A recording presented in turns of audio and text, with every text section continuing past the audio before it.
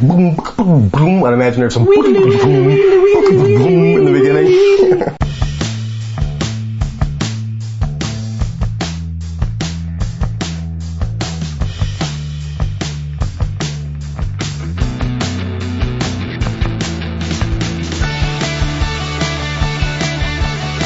From Buffalo, New York, the 22nd worst place to live in the United States. Suck it, St. Louis. It's the Struggle is Real Buffalo Music Podcast.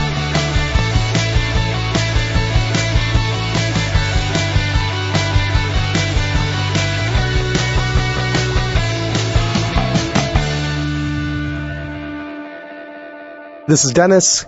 We had some technical glitches this week. It's pretty complicated. I don't want to bore you with all the technical details, but basically I deleted files I shouldn't have deleted. Really, it's not that complicated at all. In fact, but as a result, we don't have our usual rundown of past and upcoming Buffalo shows, but fear not, the feature will be back in 2 weeks' time. So let's jump right into our interview with Sam Marabella, followed by music and interviews with Humble Braggers, Dream Beaches, and Tennessee's Basic Printer, with whom we caught up on April 11th at the Mohawk Place. Thanks for listening to the Struggle is Real Buffalo Music Podcast on allwnyradio.com. Our next guest is a true master of the struggle. He performs sometimes as a solo acoustic act, sometimes with the revolving cast of fine players he has cultivated in his eponymous Marabella band, sometimes with his Bob Dylan cover group, the Robert Zimmerman Philharmonic, and other times with long-running funksters sweating like Nixon. He personally books his formidable calendar of gigs in many desirable places they wouldn't even let Ryan and I use a sink in. And in addition to that, Sam is the former owner of legendary Buffalo Dive Bar, Broadway Joe's, and the current owner of Boulevard Music Lessons on Niagara Falls Boulevard, and, just for something completely different, Yoshi's Sushi Bar and Eatery in East Aurora. Please welcome to the Struggle is Real Buffalo Music Podcast, Mr. Sam Marabella. Oh, thank you. Sam, thanks for being here. Yeah, we don't have any applause or fanfare or That's anything, okay. but I don't usually get any. Can you see the gratitude shining in my eyes for you being here? That. Thank you. So we're pretty hard on cover bands on the show in general. So can you just for a second pretend that you really despise making money and playing music that people actually recognize and enjoy? Well, I don't play much that they actually recognize. It's a drag, right? Yeah, but I think that's been part of the enjoyment of doing some of the covers that I do. And yeah, what's the mix of covers versus originals that you do on your typical? It really, right now I'm not doing such a typical straight, gig that's the same, So some nights or some days and mornings it's a brunch, and at night it could be at a whiskey bar downtown. So it varies, and it can vary depending on the player. So, if you're looking for a percentage, Dennis, I just don't know. Yeah. I don't know that I'm prepared to deliver. You don't have an actual percentage? I would say, no, not an actual adjusted percentage. over time? Well, I've got somebody auditing it they're auditing this in the car. Okay. And, okay. No, but as long as you have someone keeping metrics. Yeah. Really. But I'll expect those numbers. I tend to mix it.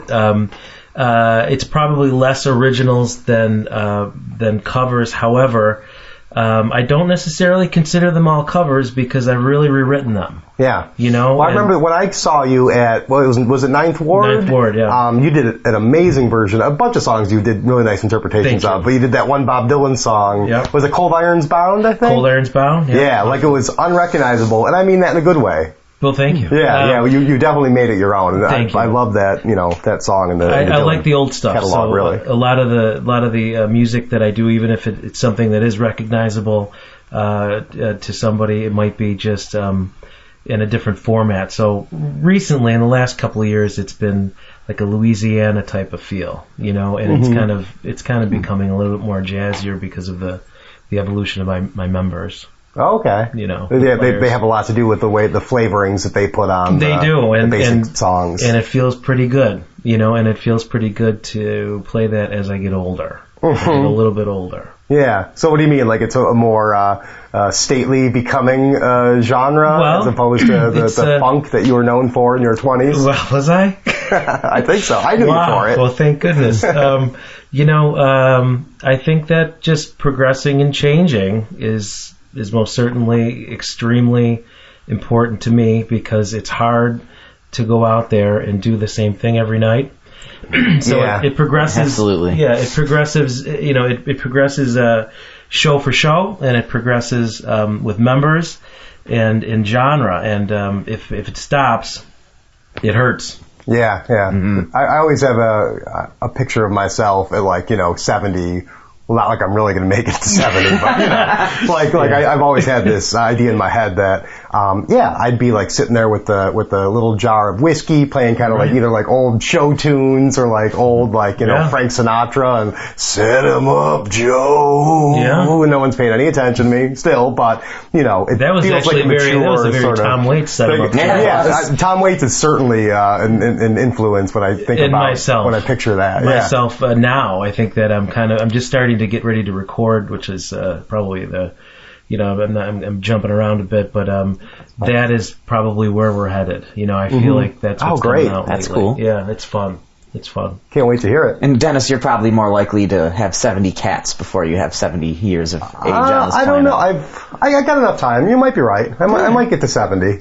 I think we're all going to make it to 70. They're all 70 cats. Oh. I'm not making it to 70 years now. No, I got heart disease. Come on. Yeah. I'm more likely to make it to 70 dogs than 70 years old, I think. Yeah. I'm cool with that, too. And that sounds great to me. I'll die under a pile of dogs. So on your Facebook page... Moving on from that. Yeah. Segueing into my question. You're going to die under a pile of dogs? Is that what you just said? I think that's the quote for this episode. Drowning in a sea of puppies seems like it'd be an okay way to go. That sounds pretty nice. I mean, I don't want to die from now I'm really getting off on a tangent. Yeah. I don't want to die from burning to death. That happens all the time. People do that. If I die, and if there is an afterlife, I'd be like, how'd you die? I drowned in a sea of dogs. They're like, holy shit, I'm VIP up there. I'm the guy people want to talk to. That's how'd a you story. die? Someone strangled me. Oh shit, that happens to 100 people a day. Yeah, school shooting. Big deal. Commonplace. All right. At Broadway Joe's. Keeping it light, guys. So, you describe your music on Facebook as eclectic roots music for modern beatniks. What does that mean to you? It means that I'm not a hippie. All right. So you're pre-hippie. I think that it means that... I thought the beatniks were just hippies with shitty poetry. Well, they have better hats. Better hats. Absolutely. That's true. Less color in their clothing.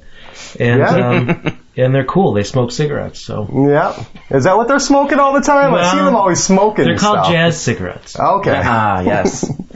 They smell like happiness. So, who plays with you in the Marabella band right now? Yeah. I have a bunch of members right now. I have about 13 members, and they rotate. Of course, I go through periods of time where this has been going on for about 5 years. So right now. I've been really playing a lot with Ryan Campbell on drums. Who's he played with? That name sounds familiar to me. I think he's played with just about everybody in Western New York. Is he a goaltender? He is. He's a goaltender also. Okay. And he's a wonderful musician. They all are. Scott Kellers does some drumming. Larry Rizzuto does some drumming for me. But right now it's been mostly Ryan. As far as bass, recently I've been working a lot with Kevin Urso, where he's playing keyboard and bass with his left hand. He's a talented dude. He's a talented guy. I'm blessed to be around him. It was a CD release party, I believe, the night that I went out to see you, right? It was his CD release party, right. And so he plays keyboard. Sometimes I've been grabbing Mike Wagner, who used to play with Johnny James, Rhubarb. You know Mike? Oh yeah. Well, I don't know Mike, but I do remember Rhubarb. He's a ninja. And so he plays keyboard too. So so if Kevin can't make it, I'm switching him up. But for instance, this weekend I've got them both. Where Kevin's on keyboard, Mike on bass. Other bass players, Ed Croft plays stand-up. Guy's a monster and just a wonderful guy to be around. Guitar mostly Nick Randall. From time to time I grab Jason Drabeck from Sweatin' Like Nixon. Okay. And now... Yeah, I remember him. Hit and Run. Ooh. I'm sorry. Be nice now, because he's a hell of a player, and he's a wonderful guy, and he loves to come and play some improvisational music. Ryan's hiding behind his laptop right now. Glance over the top here. Well, they're good at what they do, That's for sure. Because I guess they're packing houses, you know. I believe that's often reported of Mengele too. He's good at what he does. Who else? Ryan doesn't know who that is. So I have no idea what you're talking about. I play with Dan Nazi Reno. doctor. Nazi doctor. Oh, yeah. Man, this is a heavy episode, isn't it? Well, Sam's a a heavy guy. Yeah, he comes in here with the brood. The brood is strong with him. The struggle is real. Yeah, absolutely. So Dan Reno plays with me. He's from Sweat Lake Nixon formerly from time to time. Oh, cool. Mark Harris jumps in. He's just out of town for a while. Harry Grazer, who's a keyboard player. He's just amazing player. He played with me at Ninth Ward when you saw me, Dennis. Yep. There's a Great. couple others. Sounds like a lot. If we forget anybody, we'll put them in the show notes. Sure. Yeah. So are you still constantly accumulating, or are you like set with your? Right now, I'm set. As far as I'm not really looking, you know. But sometimes it just happens that somebody can't make it, and the reason why that started was because I was playing early on at Merge. I took 3 years off where I didn't pick up an instrument after Sweat Lake Nixon, and just stopped. And were you just like burnt out from so much playing with them? Or? Yeah, and we were home, you know, and to play with the same band for so long, for 10, 11 years, and writing with them, and it's all that I knew after that long, you know, and so it stopped. And you lose your identity a bit. Oh, absolutely. And you don't know what you're going to do. And I have to be honest too. As I was starting to age, I don't want to do that anymore. Yeah. I don't want to play straight rock and roll anymore. It doesn't fit for me. So right. So I started playing with just one quiet drummer, Scott Keller, at Merge, and then I started adding members. And then I got busy because I learned how to play quiet.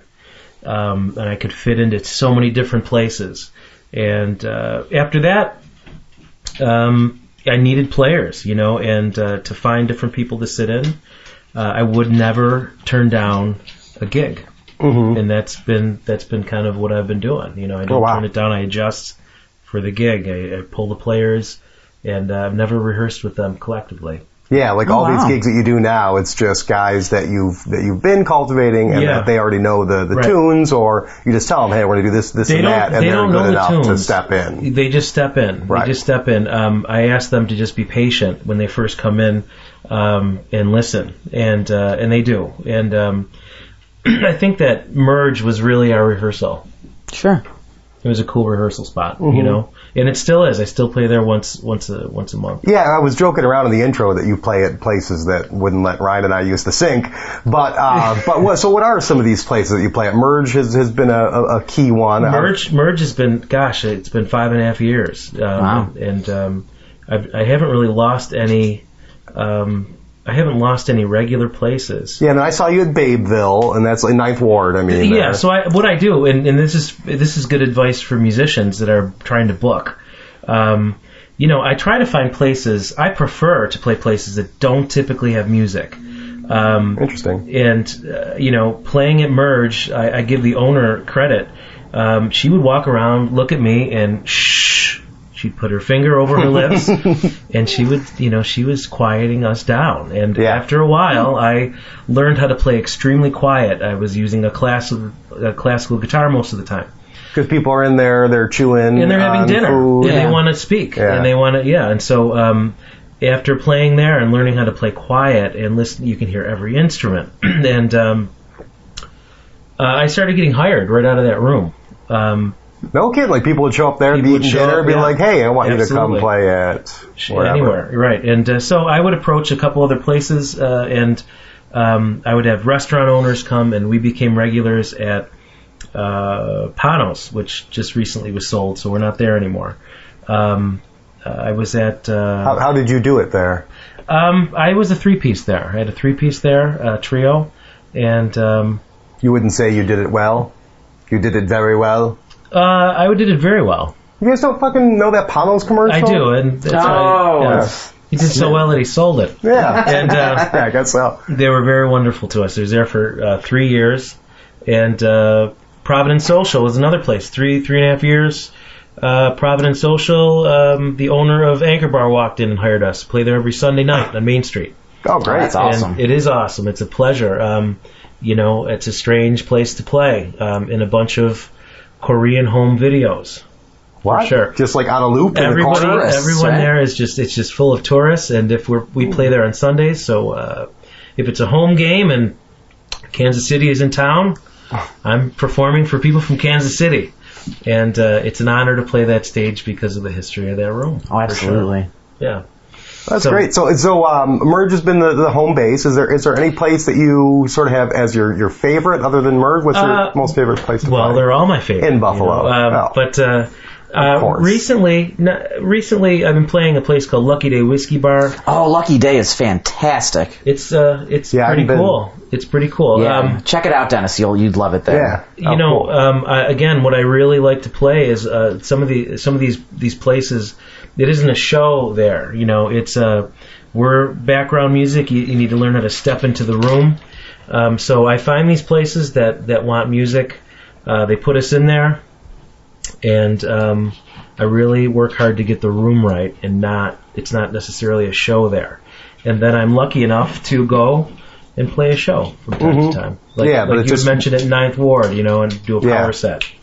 Yeah, and that was one where everybody was they were there for music. There were chairs set up. There was no place to eat. That's a joint you go to hear some tunes. Absolutely. And Batesville definitely will not let us use the sinks. No, not even close. I got shooed right out of there. So, when you're looking for bandmates, is there anything you look for in particular? Like, is there a I look for quality people, really, before even necessarily musicianship. I think that. However, I think that it's different now. They're coming to me because they don't want to rehearse. Right, and you can provide that service. You want a gig? You don't want to rehearse? Sam's the man. And that does sound nice. And it's steady pay. I give them a fair. Everybody gets an equal cut, and there's no. No wonder you're not accepting any more applications. Well, there's no ego with those kind of feelings, and. Yeah, you found the right people that can work with that, and they're not miffed if they're not playing at this one Merge show. You pick a couple guys up, not miffed. There's been some of that. Yeah, because I'd be pissed. That actually happened to me in a country band that I was playing with. This girl, Amanda Gurney, very talented. I know her. Sure. Yeah, she's very talented, great singer, great songwriter, and I've had a lot of fun playing at her country band for a while. I played with Joe Child, so we had that connection. And it was great. But then she was coming back to Buffalo for a show, and she decided it was, her right to do that she was going to pick up some other bass player, because I was playing bass with her, that she uses in Buffalo sometimes for this kind of big show. And meanwhile, I had slogged in these, fucking firemen's halls in, the Southern Tier the entire, year leading up to this, and then it was okay to call Denny. But she had some... Then it was fine. I was on speed dial for the fucking VFW. Do you ever call up on this show? Let's give her a buzz and talk her. No, we never have. Although I don't think she'd appreciate it, and I'll tell you why. I did when she dropped me from this other show, this big show, because Joe Childs, who was also in the band with me, it's we're playing here. We got the show. I'm like, oh, strange. I haven't received a call yet. There must be some misunderstanding. And then it just turned out that she was picking up this other bass player to do it. So. I was not that happy about it. Sure. But I also recognized her right to choose who she wanted to play with. So I just kind of respectfully said, I actually sent her a very nice email, in all honesty, and said, I really appreciate, the places that you got me into to play. It was really fun. Because we played, the Niagara Falls Air Force Base. I'm sure your email had the most proper grammar. And it was grammatically, you could not find a fault with it. I miss some of the Morally, players. maybe. Some of the players, for instance, and I didn't mention John Weber. Yeah. He plays with the Steam Donkeys. Okay.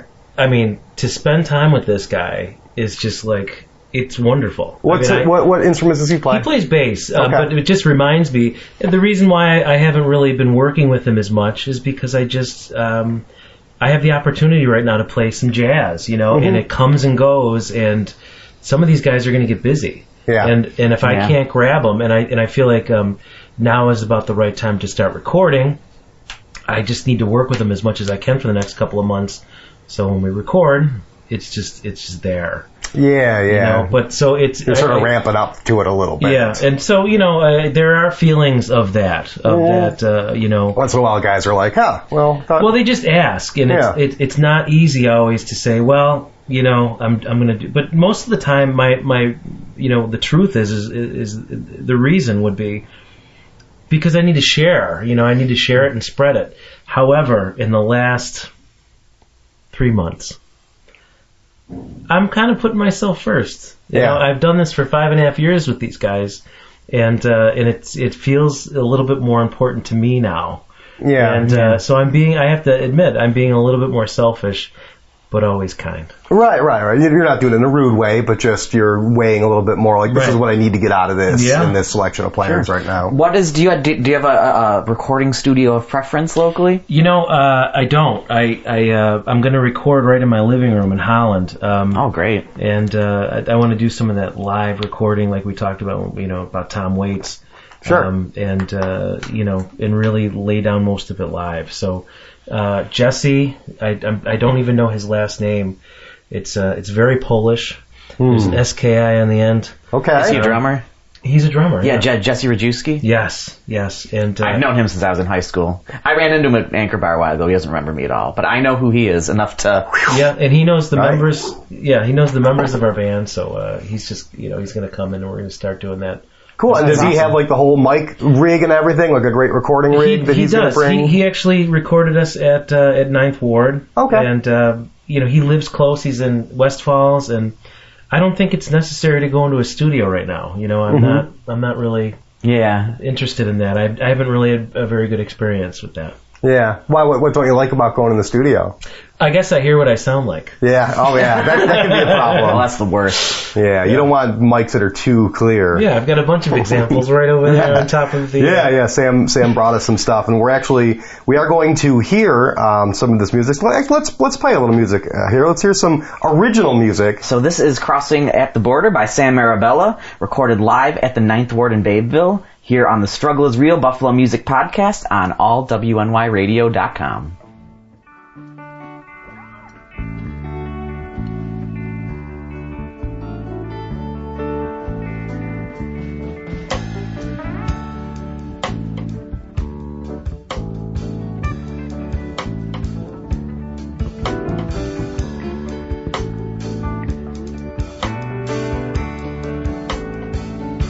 In a brand new morning, didn't find time to rest my head. Stopped for a cup of coffee, but I'll cross the bridge instead. And I'll be crossing at the border, let them see what they can find.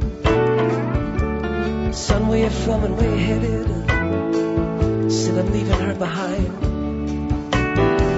Chase the fire of her soul like a runaway train. Peace and beautiful spirit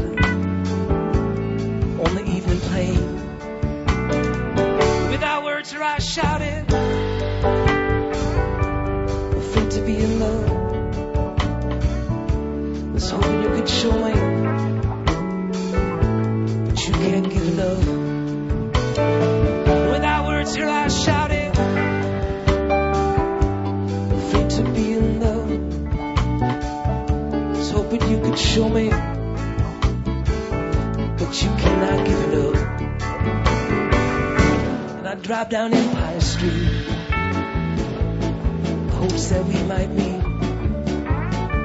Search for a beautiful spirit, and I remember the sweet smell of her skin.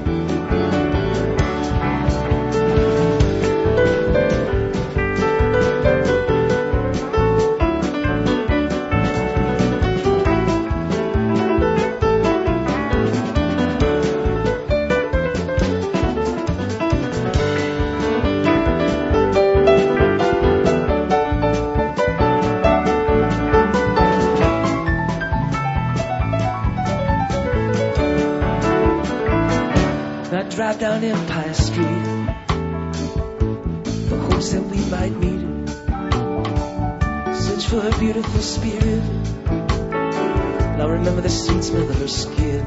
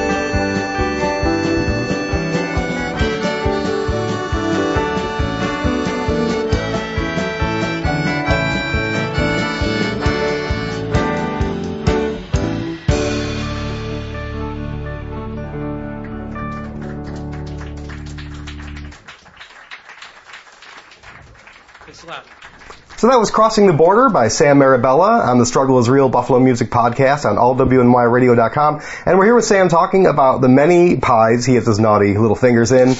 I should say, I've known Sam for... What? Well, it's a, what is it? It's a metaphor, for goodness' sake.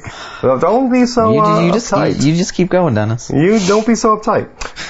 So, I have known Sam for... How long, Sam? I think you owned Broadway Joe. I think you owned Broadway Joe's when I met you. Yeah. Although I think our paths probably crossed in elementary school. I don't think so. I went in. Yeah, I do. I went to it was Ohio school. Were you Spruce? No, I was Gilmore. Were you Gilmore? Yeah. All right, forget what I was.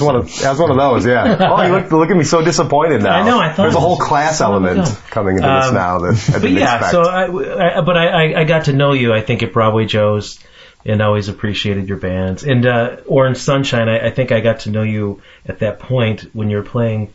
Mm-hmm. Excuse me. It was on Forest Ave near Elmwood. I don't remember the... Oh, yeah, Polly K's Bourbon Street. Wow. We used to have an every other Monday night hot ticket there to get it on Monday nights. But it was great. We would take the stage for 3.5 hours and drink beer. And, we were all 21. Right. So, all of our little 21-year-old friends would come out and, pack the place. Yeah. And it was a really fun time. Super fun.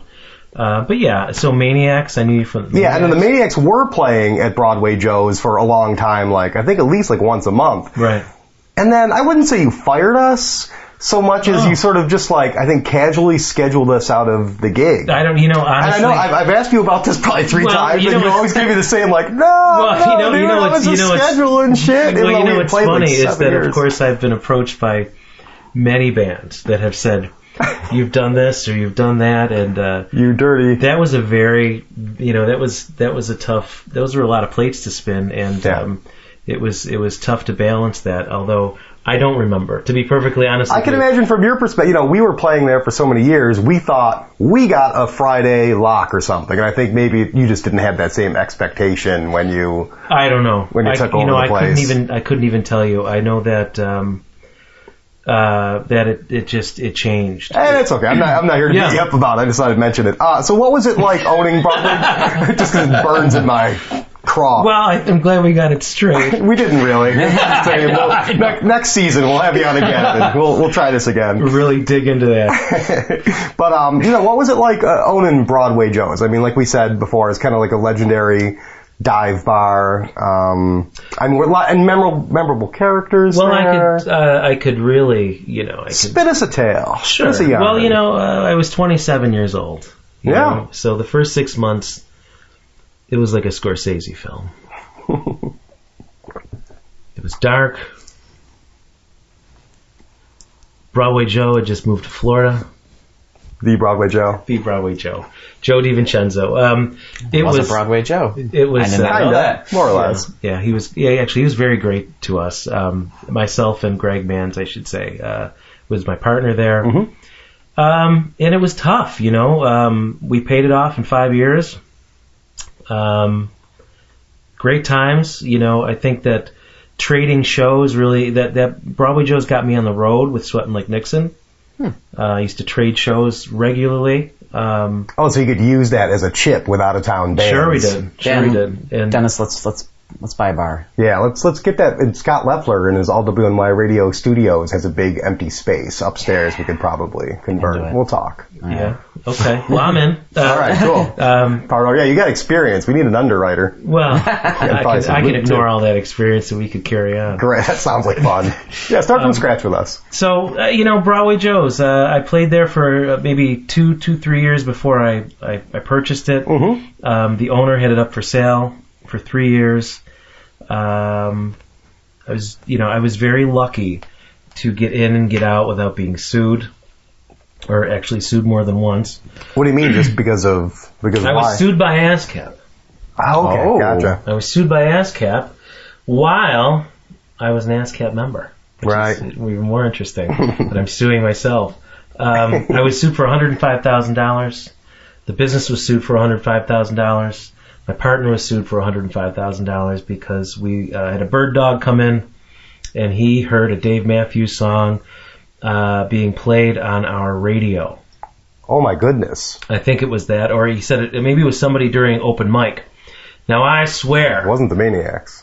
Well, that's why we got rid of you. Yeah, maybe, right? Covers. Not enough Dave Matthews. I think it was... not enough. So I wasn't sure if it would happen during open mic, but... So they call them bird dogs? Like, are these like spotters that go like mystery shoppers? Yeah, and they live in Buffalo, and so they came in and sent us a letter and served us. However, that was probably year 6 out of 9. Mm-hmm. And so when that happened, we would have been paying ASCAP about $1,500 a year. So they sued us. They settled for $5,000. So if you look back, we did pretty good to pay them $5,000 and not pay for 6 years. And then we ended up started paying them, and they cut you a deal, so it wasn't too bad. It was $500-$600 a year. Yeah. I'm sure that's like part of the shakedown. So, you know, that's my favorite story. High. That's your favorite story. So you got sued. Yeah. There wasn't. Now, I remember going into some open mics there. This was after you owned the place. Sure. And actually, I almost hosted the open mics there for 1 week, but that's another tale for another time.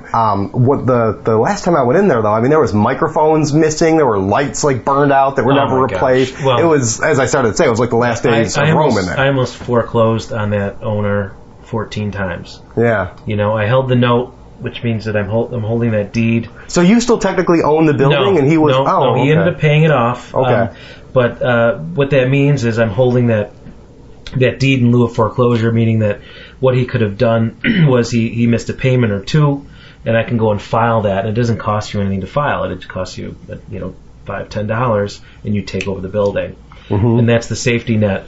So that almost happened 14 times. I was downtown on the phone and saying, "Hey, Brian, oh yeah, we need to meet up." Yeah. So, but moving on, I should tell you that moving back.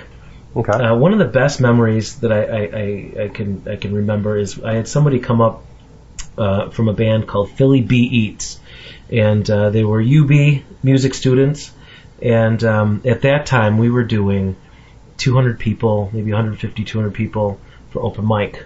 Wow. We were serving 25-cent drafts and $2.50 pitchers, and chicken wings, and we were collecting $1 a head at the door, which really helped pay everybody that was running open mic or was involved. And this kid told me that it really defined his college experience because we were running it for 3-4 years there, and we had a great open mic for about a 2-3 year period. That was so solid. But like anything else, those things they come and go. Sure. You know, bands can have a residency, as you know. With the Maniacs, and it can disappear overnight. Eventually you get tired of them and you just want them to go away. You get one bird dog or one fickle owner and you're out the job. Right. But, so a lot of great memories there. So, now what years did you own Broadway Joe's? It would have been 01 through, I think, early 09. Okay. Yeah. And did you do most of the booking yourself then? I did in the beginning, and that being I thought that was the hardest position. I slowly turned it over to Nate Parasini, and we called him Turkey.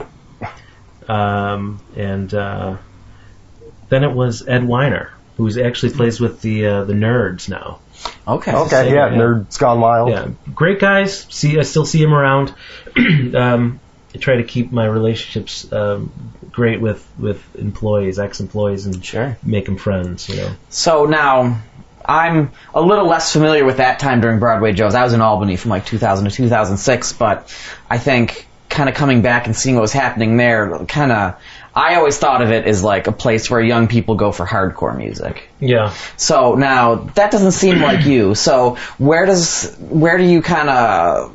I'm always curious in the fight against like personal preference versus business sense almost. So how did that work for you in choosing who you'd have in? What I found interesting about Broadway Joe's, when I took over or when I was looking to take over, it was a hippie bar. Okay. For the most part.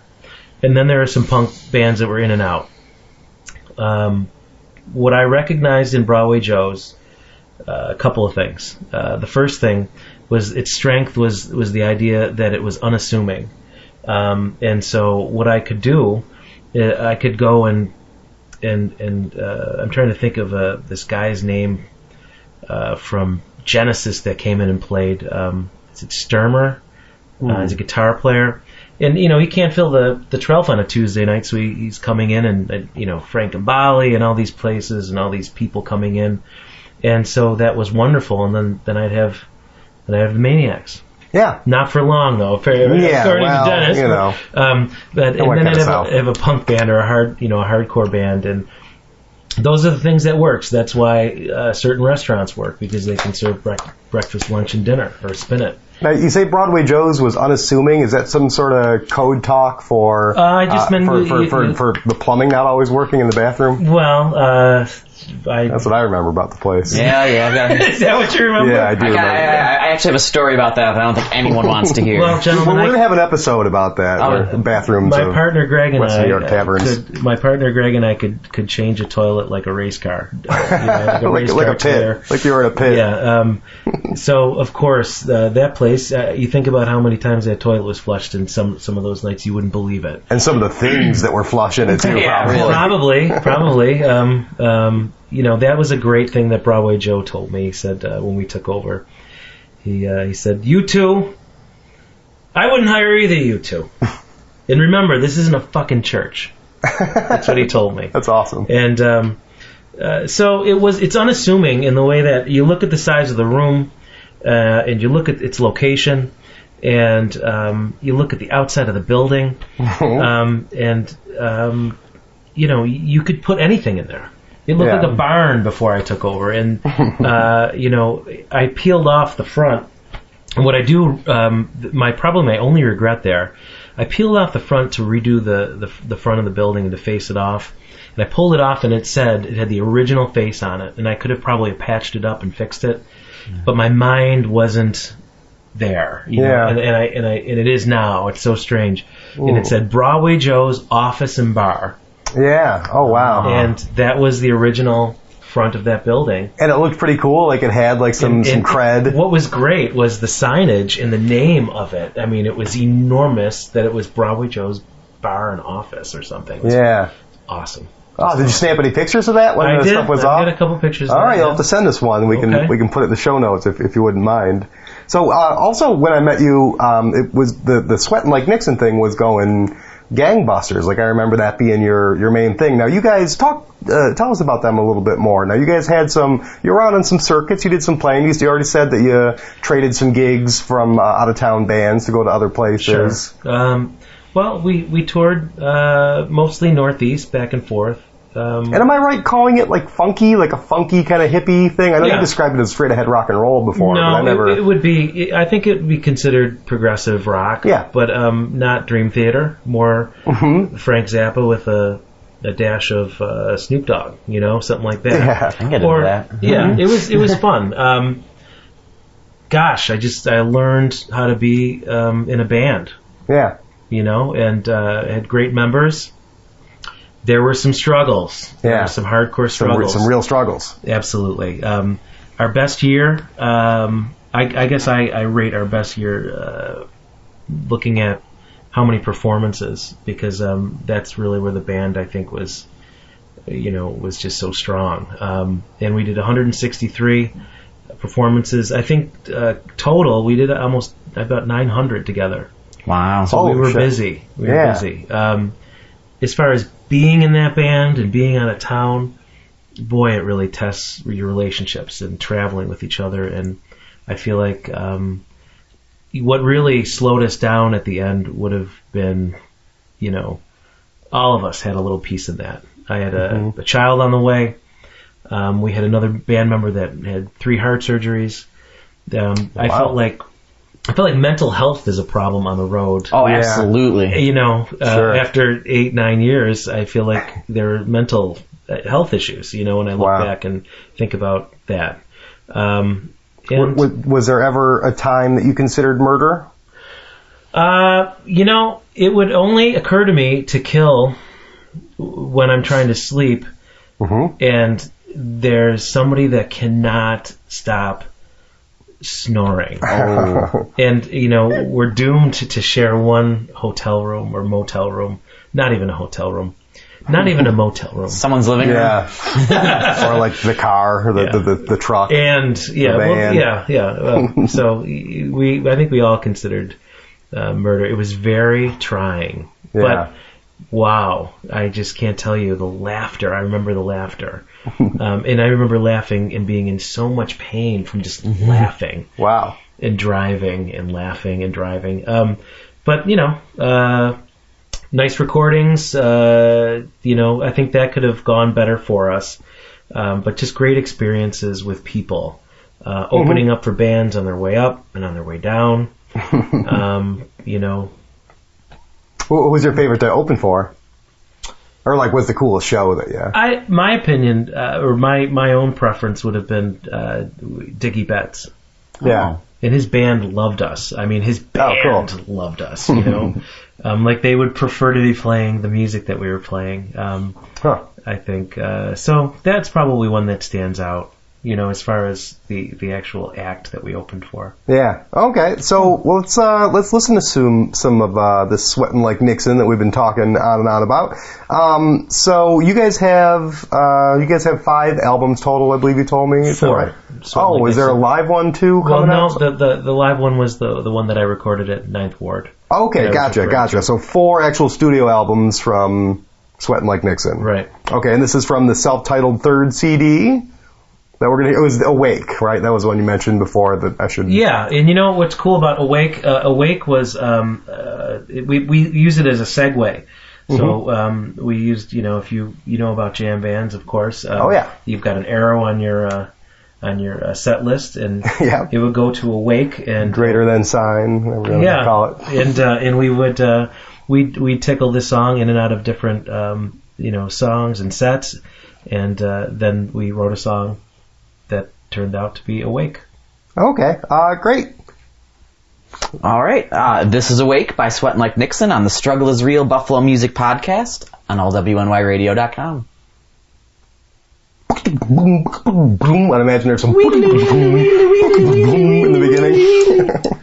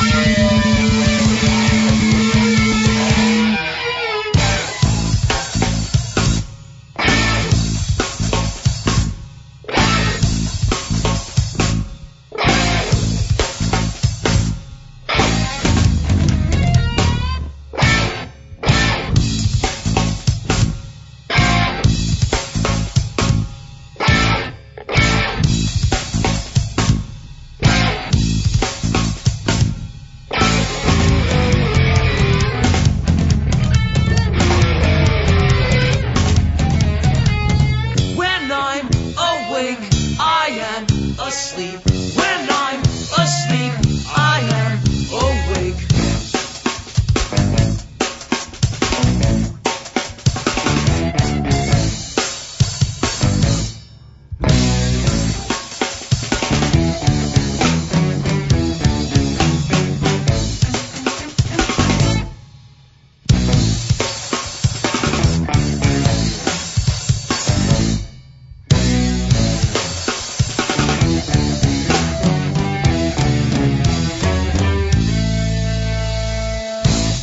We're here with Sam Marabella, and we just heard Awake by his Sweatin' Like Nixon project.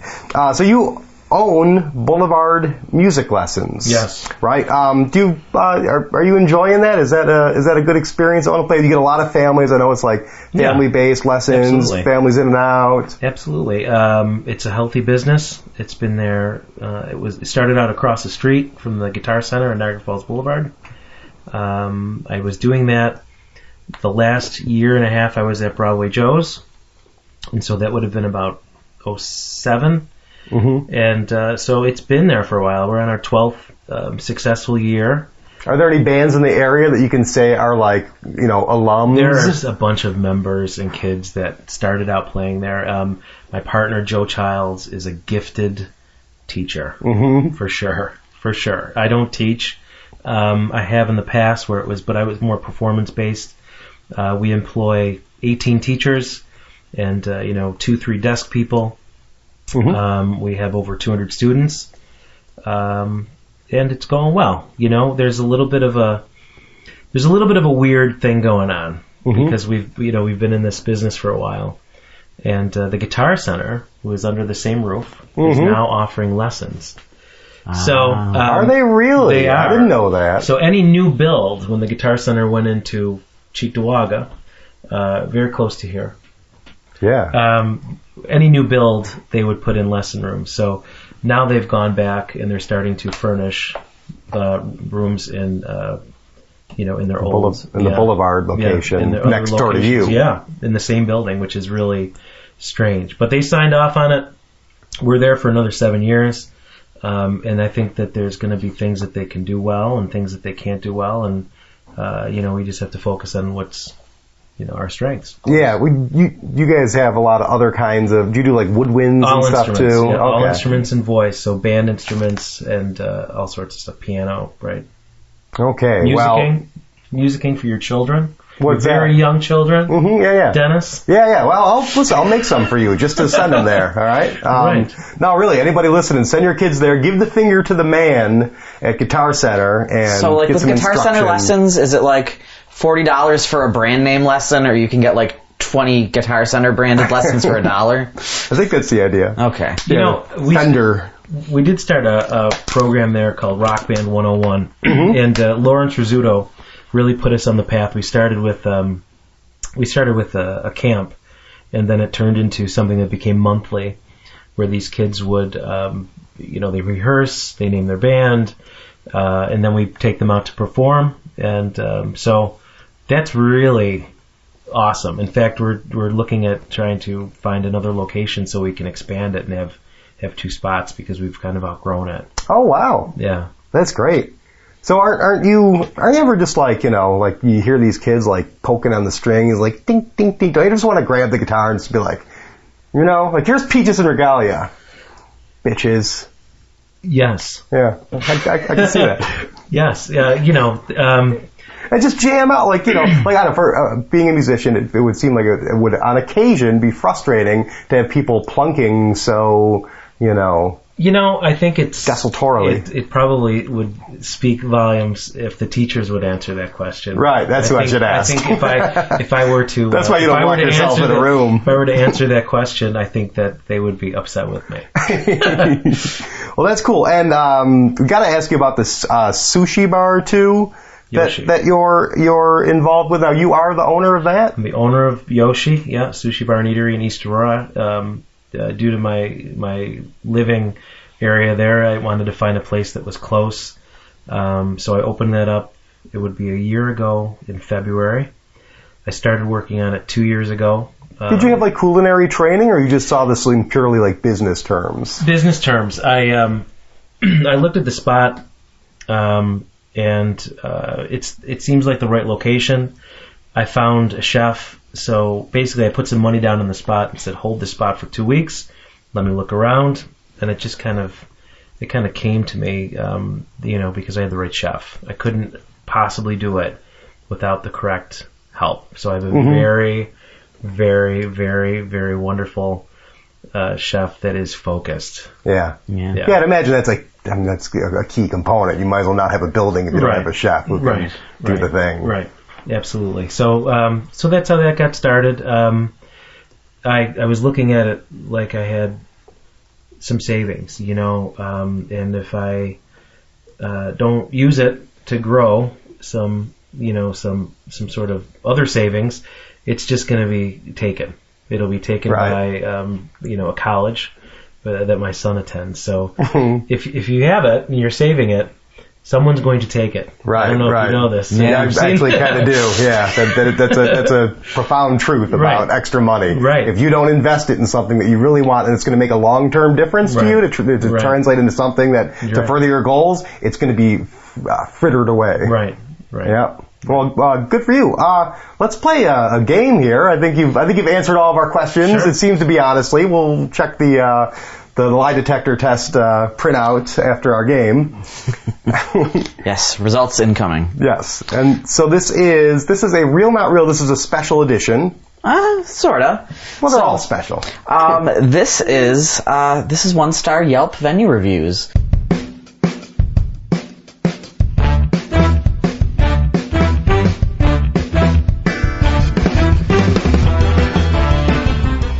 So I scoured the internet and found ridiculous 1-star reviews of local venues. I'm going to give you guys 4 multiple choice answers, and you have to figure out which one is the correct answer. Okay, so we're going to have to listen to this description that you give, this 1-star description. And these are all real descriptions? Yes, these are all real reviews. I've not made anything up. Okay, so this isn't really real, not real. This is more just like your Yelp 1-star reviews. Of whom? Yeah, there you go. All right. We think this stuff out ahead of time. All right, first up. I guess you can call this place the Poor Man's Continental. Who's first? Dennis, we'll have you go first. I guess you can call this place the Poor Man's Continental, but even that's not even accurate. Would that be Mohawk Place? Would that be DBGB's? Would that be Tudor Lounge? Or would that be Gypsy Parlor? That is Tudor Lounge. Incorrect. That it is Mohawk Place. That was my next guess. Yeah. Actually, out of all the ones I did, I almost didn't consider doing a multiple choice for that because I thought that was super apparent. All right. Joe. Sam. Your name's Sam. Your name's not Joe. Oh, God. It's getting late. Sam, between its new adaptation of rap music, overpriced drinks and food, crap service, rude drunken staff, health code violations, and complete disregard for public opinion, they won't last very long in this city. Is that Stamps? Is that the Tudor Lounge? Is that the Evening Star? Or is that Central Park Grill? Central Park Grill. He is correct. All right. They're not going to last long here.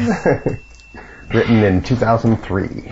It was pretty old. It was at least 5 or 6 years old. All right, Dennis. Went in here last week to see Puddle of Mud. They didn't come on until 11:30 p.m., which was just crazy given that it was a work night. Is that Town Ballroom? Is that Evening Star? Is that Darien Lake Amphitheater? Or is that the Rapids Theater? Ooh. I'm going to go with my first instinct of Town Ballroom. Incorrect. It is the Evening Star. I should have learned by now. Never go with any of my instincts, actually. It's hard coming up with answers for that because it's like, where the hell's Puddle of Mud going to play around here? Yeah, that's kind of what I was hung up on. All right, Sam. The stage looks like it will fall over any second. As far as bands go, think of this venue as a public practice space. Is that Mr. Goodbar, Tudor Lounge, Stamps, or Broadway Joe's?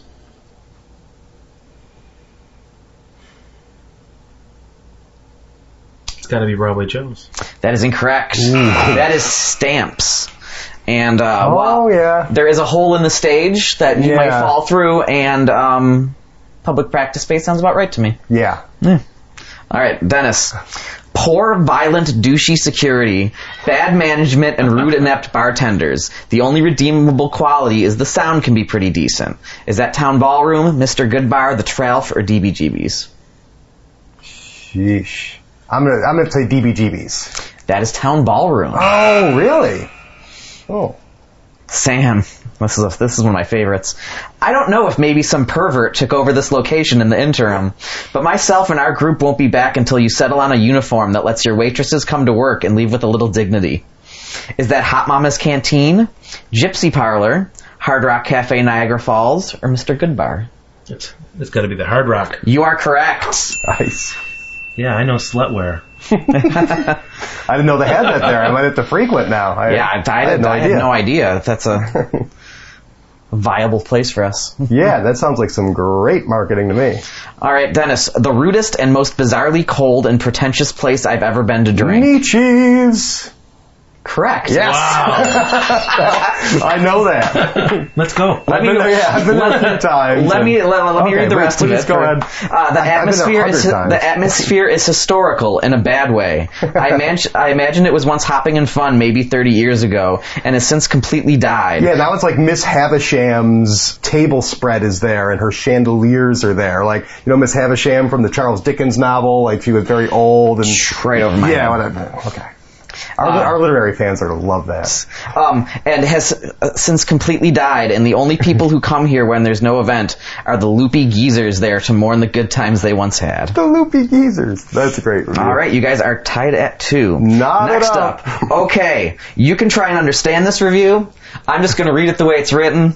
A human crumb. Yeah, I said it. That's the way I was treated by old Wanda with the turquoise arm strap on her grabber. Me and my pal Herb, who owns a potato chip company in Gowanda, he knows a bit about service industry, mind you, came down to the guzzle hut they call this venue this evening and were treated like slop. Is that Gypsy Parlor? Is it Milky's? Is it Mr. Goodbar? Or is it Thin Man Brewery? Milky's. That is Gypsy Parlor. Oh. Same thing. Yeah. Those are different places? I've read that the incidence of food poisoning is a lot higher at Milky's. Good to know.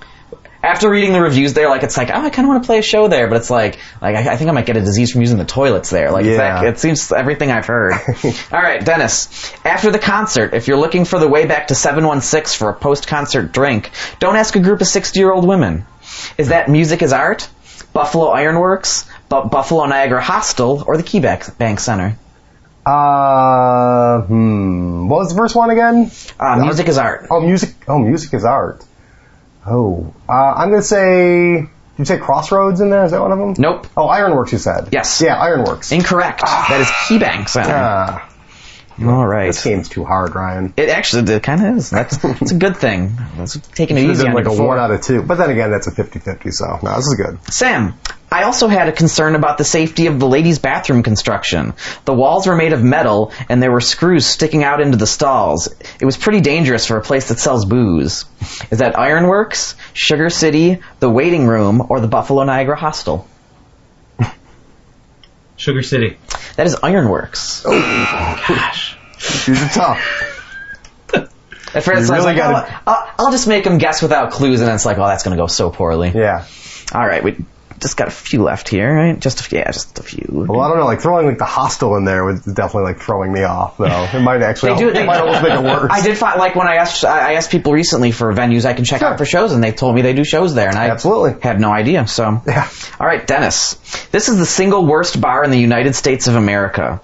Bars in third world nightmares like Tanzania and Kenya are probably cleaner than the floors at this stuck-in-the-70s rotting Buffalo dustbin. If you ignore the warnings and go to this quote-unquote bar on a Friday night, you'll realize what a cluster-doink mess it is. Okay. Is that Showplace Theater? Is that Rapids Theater? Is that Mr. Goodbar? Or is that Broadway Joe's? It's got to be Joe's. That is Mr. Goodbar. Oh, really? Well, Joe's has been Joe's has been closed for a while, hasn't it? Yeah. I actually, I don't know what year these are from, so, damn. All right. Mr. Goodbar, really? Is it that? I mean... Is it that dilapidated? Okay. I like good Judges bars. are saying, yeah. Yeah, I'm cool with it. You know, I think it's so funny how there's some different, there's different. Everyone has a different Oh perception. yeah, well I mean, But I mean, as much as I love Good Bar because I play softball and we always go there after we play. Yeah. But to play there, Yeah, I played there for a little while. Oh, when there was like a railing for the longest time. There was like a railing on the ground floor stuck up right in front of you, which was stupid. or the urinal, the trough urinal. I mean, it's, Oh God, I forgot about the trough urinal. No, that's like 80 demerits right there. It's like a Bills game in there. And yeah, actually, I can't even speak of some of the things that happened in that bathroom. Moving on. moving on. Sam. Some of the things I've encountered. The employees had fleas or some other bug that jumps and jumps. Never again, I tell you. They better clean the carpets and the staff so those little bastards don't go home. Some things customers don't want to go home with. Is that Thin Man Brewery, Milky's, Hostel Buffalo Niagara, or Broadway Joe's? Milky's. Yeah, you're absolutely right. Oh wow! See, I would have guessed the hostel with some bed bugs, but Milky's we've already heard is. I think he tried to throw us off. Yeah, by throwing a couple in there. Tried to change the scent. Yeah. All right, Dennis, last one. Red herring. Yes. If you get this one, you two tie. Yeah, which would be the second show in a Okay. row we've had a tie. Yeah, So, yeah. went to a Hardwell concert. By the way, I have no idea what that means. Hardwell. Went to a Hardwell concert, Okay. which was amazing, by the way, but they charged $4 for water. Fair, whatever, that's not the issue. I bought a bottle and decided to just refill it in the bathroom with the tap. A security guard goes in after me, grabs the bottle, and forces me to throw it out, stating that I have to buy water or I will get kicked out. Since when was it illegal to fill up a water bottle that I purchased with tap water? Is that Thin Man Brewery, Broadway Joe's, Rapids Theater, or Showplace Theater? I'm going to guess Thin Man Brewery. You are incorrect. That is the Rapids Theater. God, son of an asshole. Fuck. And I actually did. I did look to find a one star review for Broadway Joe's, but I don't think the Yelp site's up anymore. So, Right. You couldn't even. Thank goodness. so Sam, you are our victor. Hey. You win does he our win? respect, and you get to leave now. All right. If you lost that game, we'd have to play. We just keep playing games until you win, and then if it goes till about 10, it's 8:45 now. If it goes till 10, then you sleep in this room. That's why we are in this little room here, is so we can lock you in and keep you if you keep losing. But you've won Sweet Liberty. Yeah, Thank you. you've won your freedom. Thank you. Pleasure, guys. Yeah, Sam, you've struggled and you've soared. Congratulations. Really, congratulations. Sam's, if you ever get a chance to come out to a show and meet him, he's one of the nicest guys you're going to meet. And very talented musician. Go out and see him. We'll put a link to your website in our show notes and stuff so people can Great. catch you where you're going to be. Yeah, and we'll definitely be pushing your shows on our Facebook and our social media and stuff. Yes, Thank you're you. part of the family now. Part of Thank the you. struggle is real. Buffalo Podcast family. Buffalo Music Podcast family. So, Well, I should mention that the Robert Zimmerman Philharmonic has a gig coming up yes. at the most pretentious place, Uh-oh. right at Nietzsche's, on June. Oh, excellent. I think it's June 14th. I haven't been abused by a stranger in a while. I'm interested in that. Well, So, great. Thank you so yeah, much. June guys. 14th. All right. Check them out. And thanks for coming, Sam. We really appreciate you being here. Yep, you. thanks. All right, this is Disposable Friends by Humble Braggers here on the Struggle is Real Buffalo Music Podcast on allwnyradio.com.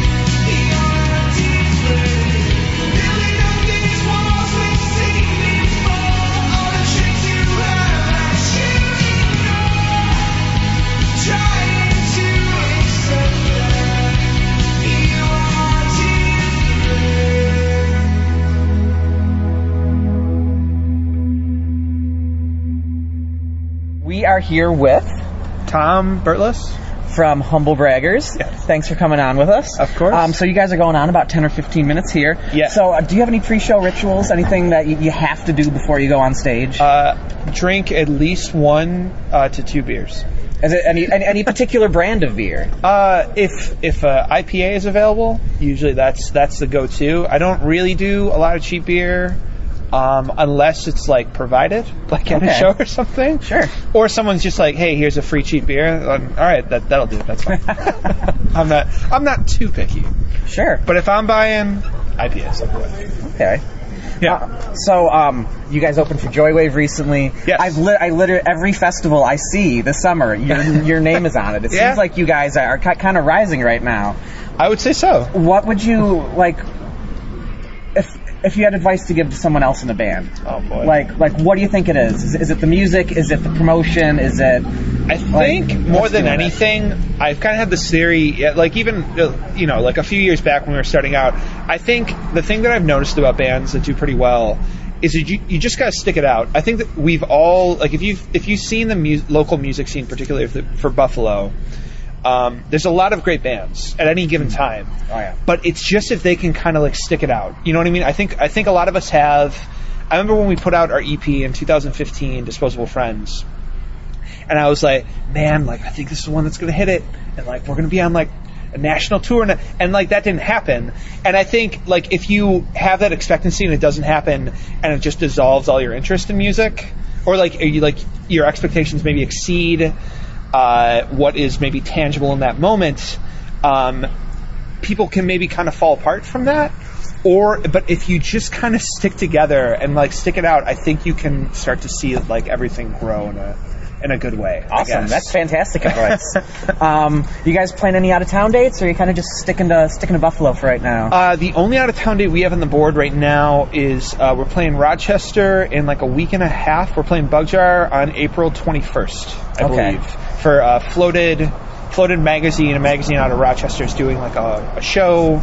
I saw you guys were featured on there, actually. Yes. Yes. Yeah. Okay. I think a year ago, 2 years ago, something like that. So, any fun stories from backstage at Joywave? Joywave was there. The people from Cops seem like they're super interesting. They are. I mean, we've been friends with Cops. We played with them. I guess I can say this. So, I've been a fan of Joywave for like 7 years now.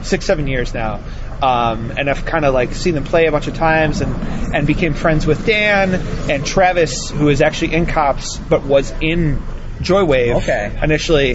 So that's kind of how I found out about Cops. So we booked a show with them, and I'd never seen them before, at the tail end of 2015. And I didn't really know what to expect. I listened to a few songs, so it's like good like pop, like dance pop kind of stuff. And then seeing them live with the choreography, I was like, what the... Can I swear? Yeah. What the fuck is going on stage? We actually, no, it was at Nietzsche's. We saw him play. And like, we all know Nietzsche's, and that's not a place where you maybe would expect to see that kind of electro dancey pop stuff. No. Yeah, and so they went on, I think, right after we played, and I was just like, what the fuck is going on right now? Nice. So if you've played with them more than once, there's a singer, but then the rest of the band all dress the same. Yes. Do they always look like they're henchmen from like a 1980s action movie? 100%. They always dress like that? Yes. In various degrees of it, but yes. Okay. Absolutely. All right, man. Dude's got to play, so I hear the drum warming up, so thanks for taking some time. Absolutely. Thanks so much, guys. Thank you so much. Thank you for coming. Yeah. Okay, this is a song by Basic Printer. They are an experimental synth pop group from Tennessee, and this song is called The Regal Sprint. Defer the referendum, consensus ain't on the agenda. It's cause I'm overtaken by the aesthetic or the honor. Let's get a different referendum, prefer to death to piano. When does it become alright? I wanna be crazy. I wanna be crazy about someone.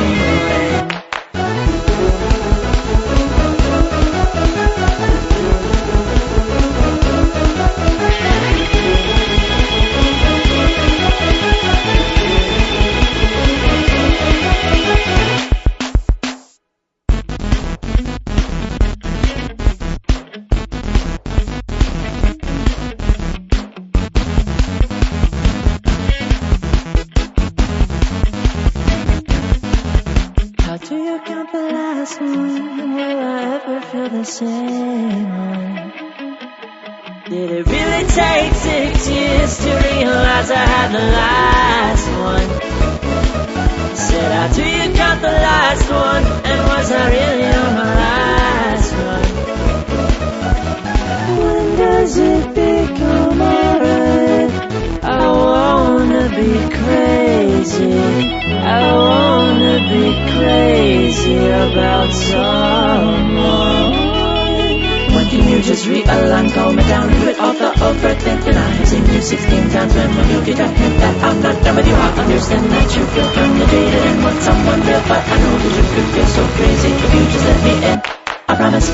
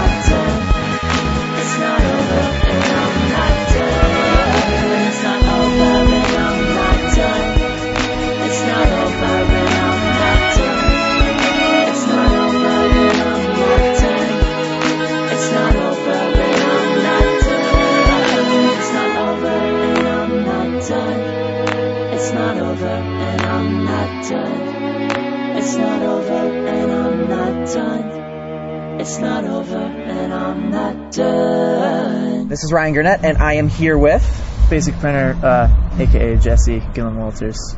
So, welcome to Buffalo. This is your first time here. Mm-hmm. Have you been in the city long today, or did you just get in?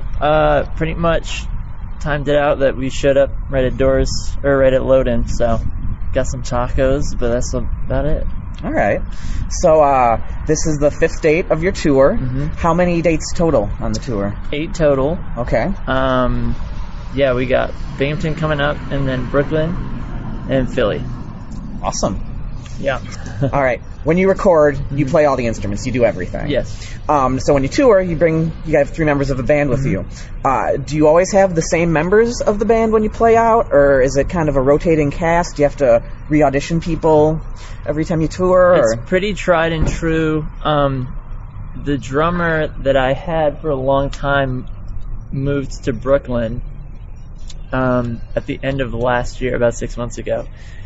So I switched off to another guy for local shows in Nashville, but for this tour, we brought the first drummer back. Oh, that's because fantastic. we're kind of ending in Philly, and he's lives in Brooklyn, so yeah, he flew down, and we're just delivering him back up here. That sounds super fun. Yeah. So how do you usually find the band members if somebody leaves with traveling around so much? Well, this is only our 2nd tour, so I haven't really encountered that yet. A lot of us are pretty tight, pretty good friends, so it hasn't really happened yet. You haven't had to do we're kind of locked in. Yeah. You haven't had to do any blind auditions or anything. No, and I really don't know, man. Like if Aaron moved or something, I guess you'll see tonight. But he splits his keyboard into 2 different patches, and the left hand's doing the bass, the right hand's doing a string quartet, and then he's switching patches and doing backup vocals. I don't know if I could find someone like that. Yeah, but. So what's the biggest struggle that you found on tour so far? The biggest struggle is just definitely logistics and communication and stuff. Sure. I think we do do it great, but I think it's probably the hardest thing is at every moment there's, all right, you're going here at 5, I'm going there at 6, we're all bringing, you bring that. Is the car locked? Is the bag, which bag's in where? Is the cash bag over there? That kind of stuff is like always on and really key to have in line. What's your tour vehicle of choice? It's right over there. It's a CRV. Honda CRV is surprisingly effective. Now we do have we have a sedan as well. Okay. But the CRV, like with the 2 back seats down, it's like there's so much space, just like the full kit and everything. So, any pre or post show rituals you have? Not really. Just kind of that, like, kind of always, you step off and have that sigh of relief, and you're looking around at everyone. Just kind of that natural reaction is like the go-to vibe, I guess you could say. Sure. Mm-hmm. What should fans be expecting tonight? What are they going to see on stage from Basic Printer? They're going to see some hyperactive synth punk balladry.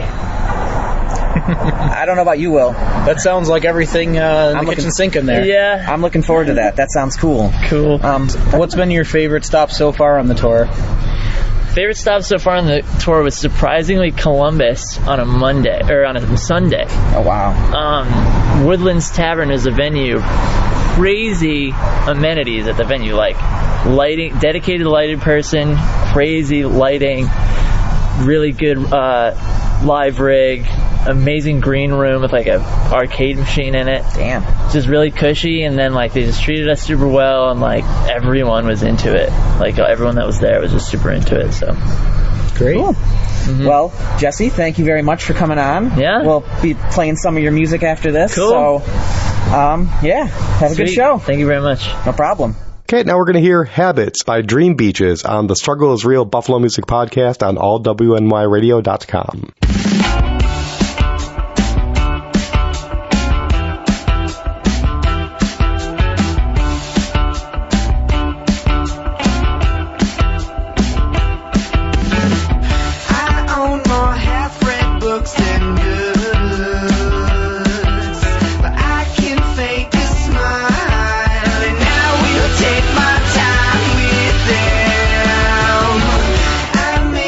Plans and I have good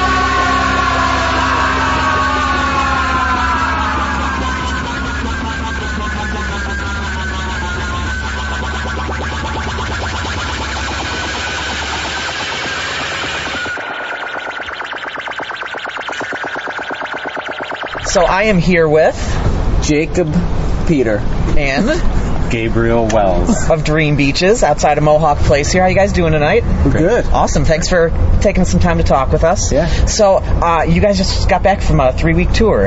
Yes. How was it? Intense. Intense? Yeah. It's tiring. Yeah, we slept on a lot of floors. Yep. It was like most of the sleeping situation were floors or couches. And you just kind of are going the whole time. So I think that's a great place to start. Where do you find the couches to sleep on? You just ask someone at the venue sometimes. Like a band you play was like, hey guys, do you have a spot to crash? And some bands are gracious enough to lend us some space. Sometimes it's people who have some space, like someone who saw the show. Yeah, we were pretty lucky. Yeah, we got super lucky though. Kind of always found. Did you always have a place to sleep? Okay. Yeah. I mean, in New Orleans, we got an Airbnb, but that's only because we were doing some hanging there too. Sure. But yeah, everyone was real, supportive of it. Anything just absolutely crazy happened? Just like one show, something nuts or weird, hilarious? Anything stick out? We played a show in Baltimore that was heated with a wood stove that was like across the whole room, and it was freezing cold. It was freezing and cold. Everybody was pretty crowded around it, but it was on the complete opposite side of the room, so you had like the band playing over here, and then it was weird. We also did 2 drummers that day. Yeah. We had the drum because we went on tour with our band Dream Beaches and this band called Jack, and we shared a van and all that. And so we just did 2 drummers because we knew there was like 2 people there. So sometimes you got to do that. What kind of venue was it with the wood stove? Was it like a bar or just like a total DIY space? Okay. It was like a warehouse. It was a warehouse, basically. Yeah. It was a warehouse, and we just kind of went for it, had fun. That's the advice I'll give on tours. Try to make any situation fun. Because most likely you'll play to like 6 people. Oh, I completely agree. So what was your favorite stop on the tour? New Orleans. Because it was warm? Because it was warm. It was the only time on tour where it was like 70s, and we ate like incredible food. Nice. And just hung out. It was like probably the biggest bonding time. I don't know. Would you agree? I liked Detroit a lot. Really? Oh, people like Detroit. I liked Chicago a lot. Chicago was cool. Chicago's cool. Joel Patterson.